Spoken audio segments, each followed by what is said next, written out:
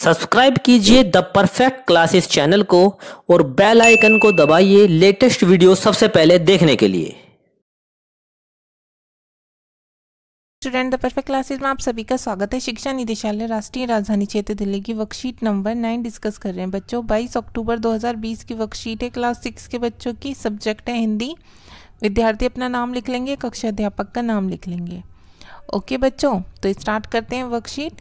पिछले कार्यपत्रक 8 में हमने पढ़ा कि नादान दोस्त कहानी मुंशी प्रेमचंद्र जी ने लिखी है, जिसमें केशव और श्यामा के घर कॉर्निस के ऊपर चिड़िया ने अंडे दिए हैं। ठीक है, केशव और श्यामा बहन भाई हैं। वे दोनों अंडों के बारे में अनुमान लगाते रहते हैं। अब आगे पढ़ते हैं क्या है स्टोरी में। श्यामा खुश होकर बोली, तब तो चिड़ियों को चारे के लिए कहीं उड़कर न जाना पड़ेगा ना। केशव बोला, नहीं, तब क्यों जाएंगी। श्यामा बोली, क्यों भैया, बच्चों को धूप न लगती होगी।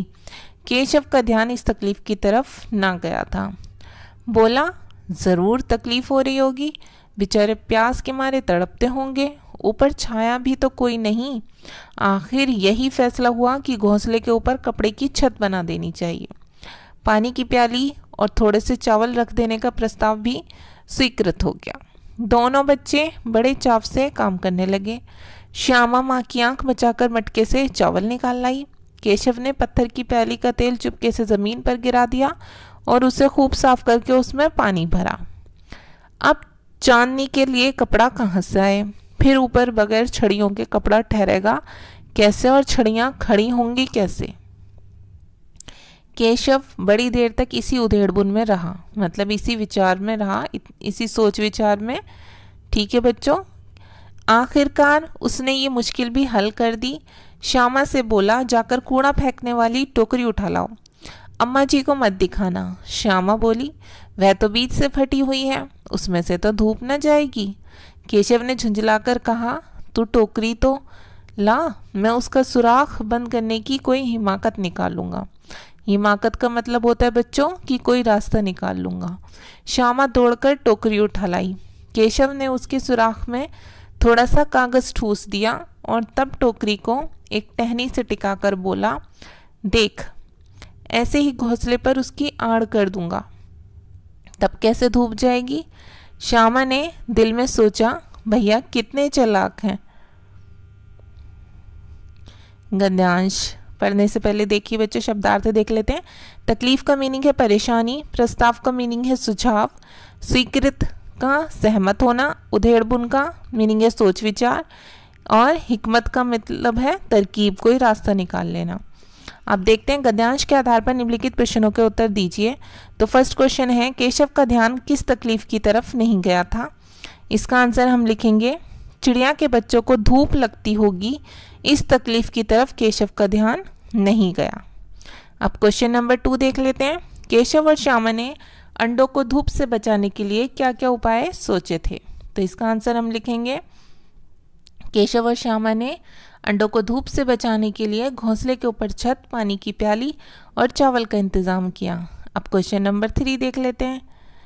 क्या तुम्हें भी किसी नई चीज़ या बात को लेकर कौतूहल महसूस हुआ है।